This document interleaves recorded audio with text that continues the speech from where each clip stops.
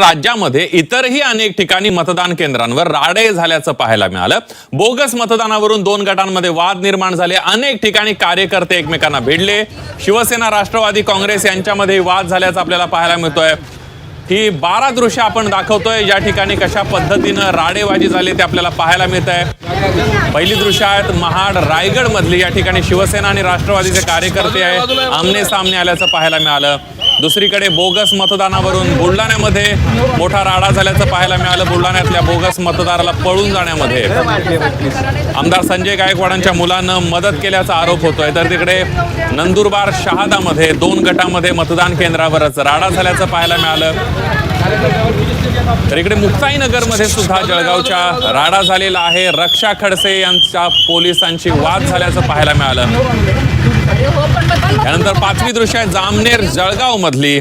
या ठिकाणी सुद्धा राडेबाजी मतदान केंद्रांवर झाल्याचं आपल्याला पाहायला मिळालं। त्यानंतर साताऱ्यामध्ये एका कार्यकर्त्याला 50 जणांनी मारहाण केलेली आहे। गेवराई सुद्धा अतिसंवेदनशील म्हणून ओळखलं जातं। गेवराईमध्ये सुद्धा या ठिकाणी राडेबाजी झालेली आहे। एका कारवर दगडफेक झाल्याचं आपल्याला पाहायला मिळतंय।